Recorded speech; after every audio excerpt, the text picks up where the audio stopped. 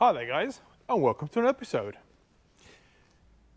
Well, I don't really know how to start this video. I didn't plan it, and I know I say that quite a lot. I didn't plan this video at all, but something has been driving me mad, and I know it's been driving other people mad with Alice, and it's time to actually sort it out, and it's time for me to say enough is enough. And it's the engine, basically. It makes too much of a noise, and a lot of you have already pointed out that this engine makes a right noise, and I totally agree with you. So I'll start the engine up and we can have a quick listen to how it sounds.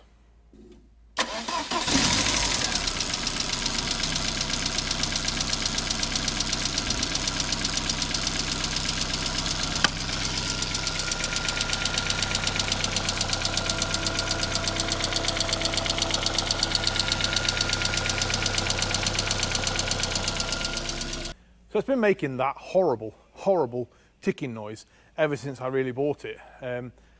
I have a feeling I know what the problem is, and that is the valves that are ticking. Now, the engine itself, when I bought it from a scrapyard. When it arrived, it didn't arrive complete. It had missing pieces. I had to ask for the parts to be sent up to me that was missing. When they arrived, I could fit them. It still made a ticking noise. I then obviously broke the camshaft off, which doesn't help things. I've replaced the camshafts with camshafts from a 1.8 Focus. The numbers match the ones that I took off with the new ones, but I still don't know if they're right. I've tried to set the shims on it, change out the shims, and there are two valves. I think there's an inlet and an exhaust valve that are still got a big gap on them.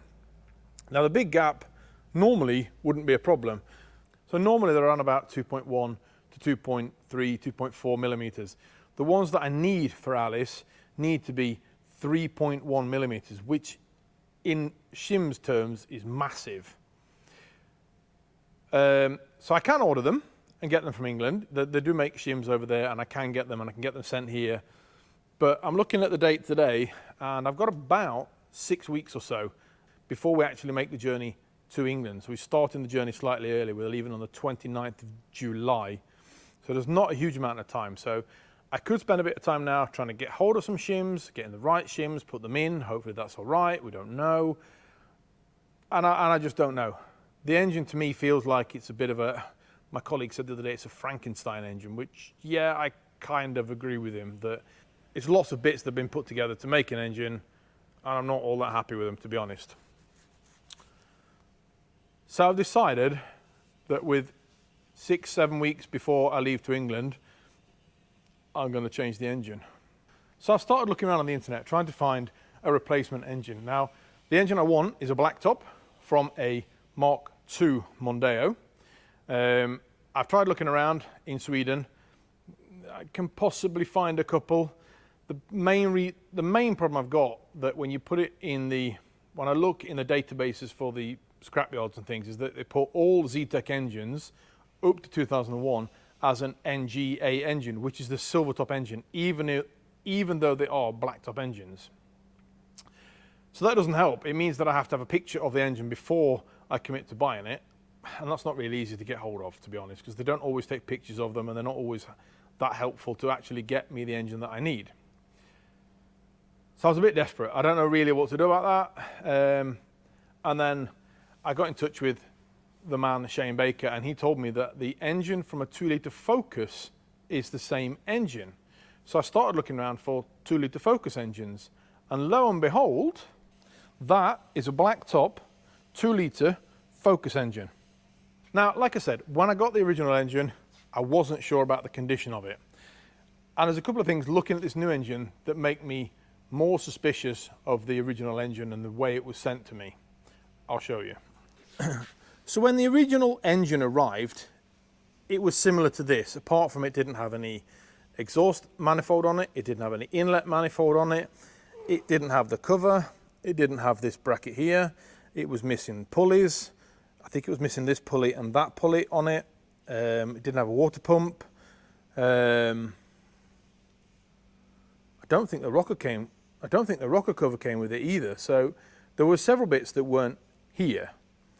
The plate that goes behind here wasn't with it either. So I had to get all these parts to fit it to get the engine even to a working state. So I kind of feel that the company that I bought them from got a block and a top from two different engines, put them together and sent them to me because it didn't come with a cam belt and all that sort of stuff. Whereas this one, as you can see, does. It comes with absolutely everything. There's a water pump on there, there's an inlet manifold, there is a flywheel and a clutch, there is a thermostat house, there is coil on it, there is, what else we're looking at? We've got a bracket here for the alternator, I believe. It's got the inlet manifold on it, it's still got part of the injection stuck to it, so it's complete. And I know that they took this out of a car Thursday last week. So I'm fairly sure that this engine is, in fact, I'm 100% sure that that engine is only one engine. It's not built up of several parts. The other thing that made me really happy when I unpacked this engine was that. So in the bag, it had two things. One of them was the service history from the car. Now looking back in this service history, you can see all the information about the engine. It came from a Panther Black with midnight interior and things like that. You can see the registration number of the car there. Now the car's scrapped, so it doesn't matter. But I can also see the services on the car. So this engine has been serviced at Ford, 6,462 kilometers. The engine was serviced at a Ford main dealer. I can see that somebody actually bought the car the 7th of June 2004, and it had 7,000 kilometers on the clock. It's had the brakes changed at 7,100 kilometers. So I've got some sort of a service history on this car. Now, I don't know when it was last serviced. It doesn't tell me when it was last serviced. I can see though that the cam belt was changed at 174,000 kilometers. The cam belt was changed. So I know that this engine has done roughly, I would guess, somewhere around about 200,000 kilometers, which isn't too bad for a car. The 14th of the 11th, 2000. So this car is 24 years old, but I don't know when it got scrapped. But around about 200,000 kilometers, I know that this engine's got. The other important piece that came with this engine is a little tiny piece of paper. That one. Now this one is the compression chart of the engine.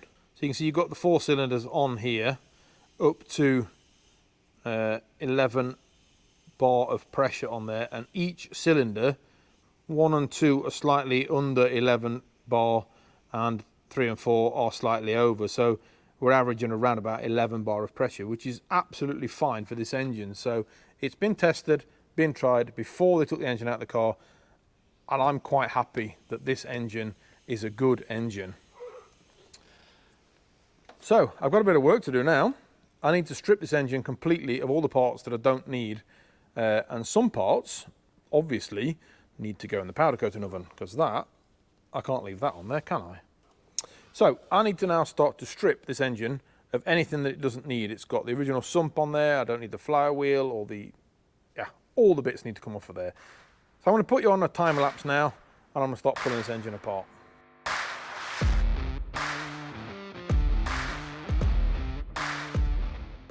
Right, so that is it pretty much stripped down. Now obviously that needs to go in the powder coating oven. That bracket needs to go in the powder coating oven. The water pump, I put my water pump back on again from the other engine because that's new. Thermostat housing I put on that's new. I've got to drill another hole back in here again for the temp sensor. The bracket for the coil is obviously manky and horrible, so I won't be using that again. I've got another one. But that's pretty much it. What I need to do now is get it lifted up in the air and get the sump off. But that's it, pretty much stripped down.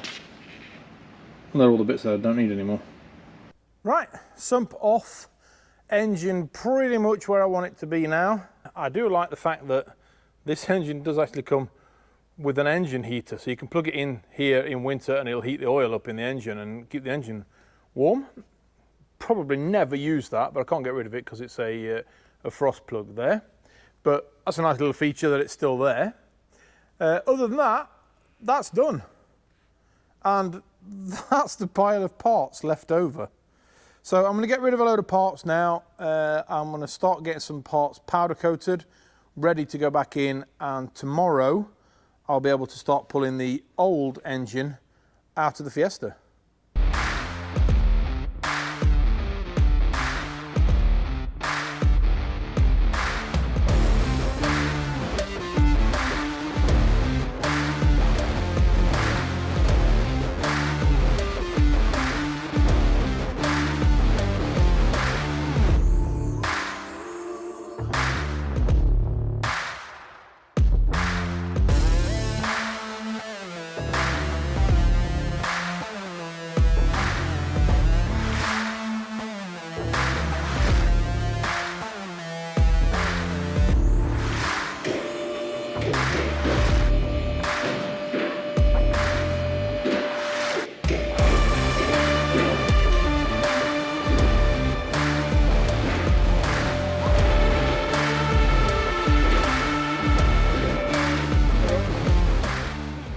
Right, so it's an absolute mess just now. There's parts everywhere, but it's going to be all right.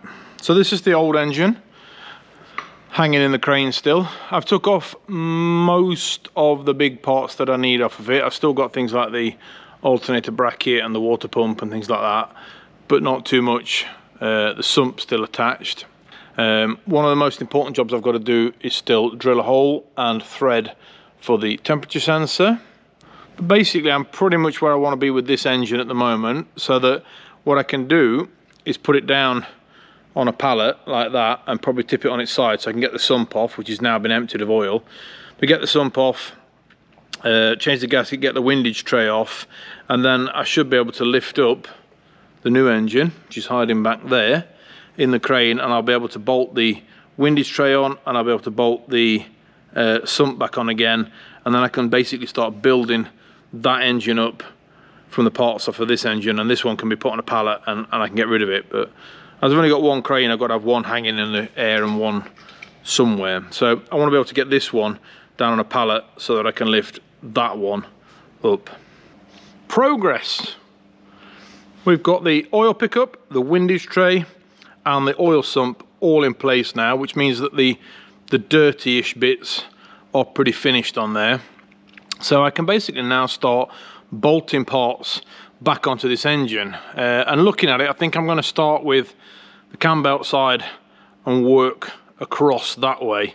So there's things like the engine mount that needs fitting, then there'll be the intake manifold, and I'll go around to there. So I've got to drill a hole for the thermostat sensor, flywheel on, clutch on. Then I go around the other side and I've got the exhaust to fit, and then I can put the gearbox on, and then we can start putting it back in the car. Not gone as quick as I was hoping it was going to do, mainly because, well, I'm knackered. It was a busy day yesterday. But other than that, it's going all right, and things are starting to go in the right direction, and things are starting to get put back onto this engine. So progress is being made, even if it's slower than what I was hoping it was going to be. So I'll put it on a time lapse and we'll keep going.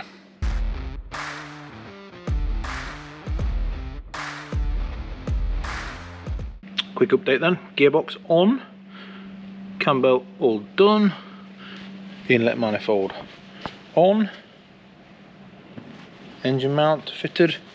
The only thing now left is the exhaust manifold. Once that's on, I can start to put the engine back in the car again. Now, as you'll see, I have powder coated this. The old one was a grey colour.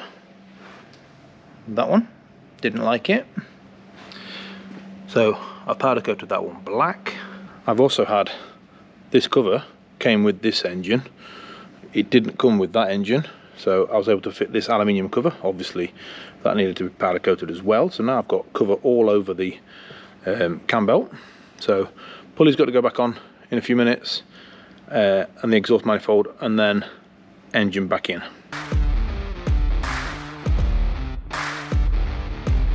Well, it's in-ish. It is in, it's leaning madly to one side, but it's got no cradle underneath the gearbox yet, so I think the first thing I'm going to do is get the cradle underneath the gearbox so that I can bring the engine up level, and then I can tighten up the bolt for the engine mount on the other side. But that's pretty much the engine back in place. I just need to wire it all up and then we can turn the key. 5-minute job. Right, so the engine is in. It's all plumbed up with coolant system. I think all the electrical connectors are connected. The only thing that's missing is the alternator at the moment, because I need to put the suspension legs back in again before I can put the alternator in. But I want to hear it start first and make sure it runs before I put all of that in. So I'm going to connect that breather hose up that I've just seen now for the intake, and then I think we can turn the key and see what happens.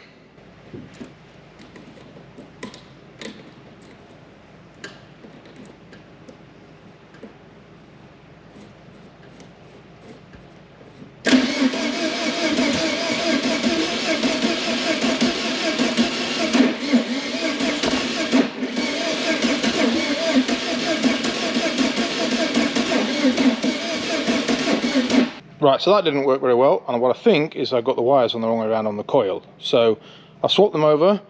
I'm going to go for attempt number 2.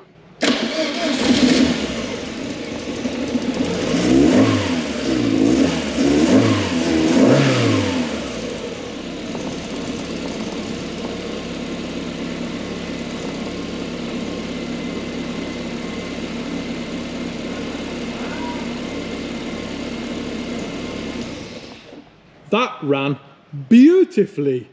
What a difference. Wow. Oh, such a relief that is. Oh, right, and I get the rest of the suspension put back together again, and I can take it for a quick test drive. Ah, so happy. Thank God for that.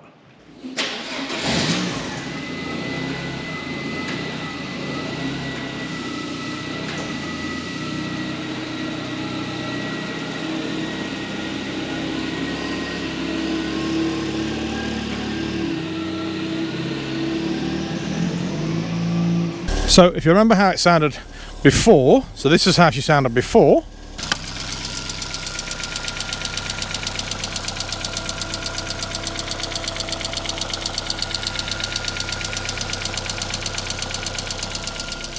And this is what she sounds like now.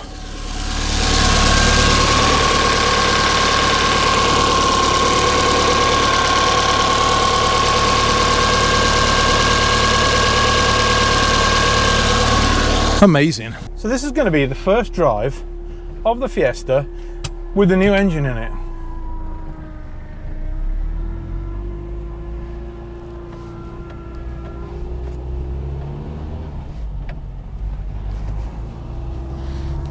Right, I can tell already that the clutch is not happy. It's really low, so that probably needs an adjustment. That engine is so much quieter.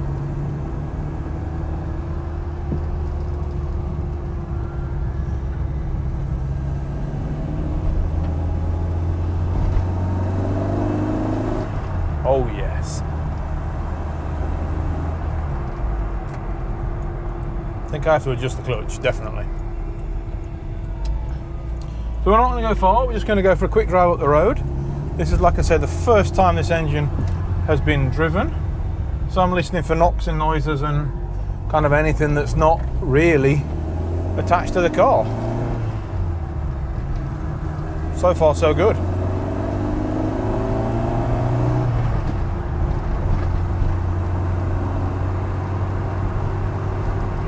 Doesn't feel like I can't hear anything knocking, which is always a good sign.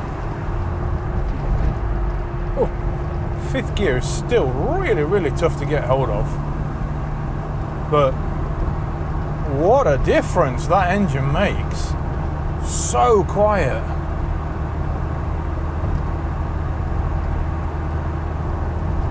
I don't know how well it comes across on camera, but that is such a difference. and it pulls, still pulls over 140 horsepower, nearly 150 horsepower, and 784 kilos. This thing pulls when you want it to.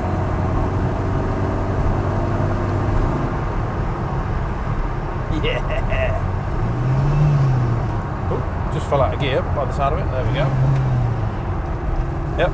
Fifth gear is still a problem. It just fell out of gear.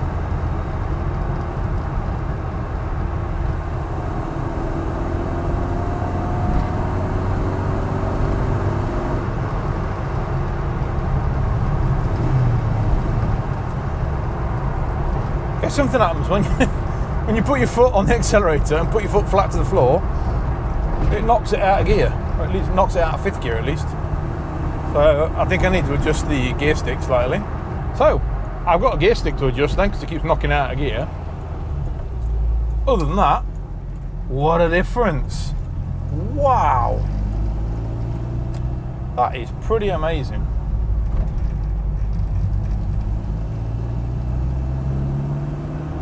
Mrs. the mechanic's been a bit worried about how noisy the car has been, and she's been a bit worried as to whether she needs like noise cancelling earphones and stuff like that, but I think she can save her money, to be honest. I think this is so much quieter than what it was. What a difference. I'm really looking forward to the journey now. Been a bit nervous, I'll be honest. I've been a bit nervous about this beforehand, with it making such a knocking noise, and I wasn't quite sure what condition the engine was in and stuff like that, but driving this now, wow, what a difference. Wow. I've still got the gear change to adjust. As you saw, it keeps knocking out of gear. Seems to only do it in fifth gear, so I need to probably adjust that slightly, but I'll get that sorted out with the help of my colleague on Monday. So the one thing I've got left to do now that I want to get done is to rebuild the fuel system, because it's not perfect. I want to change that slightly, and hopefully that's going to make a difference to the sound in there as well. So if you like what you've seen in this episode and you want to see some more, and obviously it's only about 5 weeks till we start to leave for Ford Fair 2024. So if you want to follow us on that journey, please make sure you press that subscribe button. I'll put links on the screen now to my social media so you can follow me there, because I will be posting stuff on the journey and before the journey to England.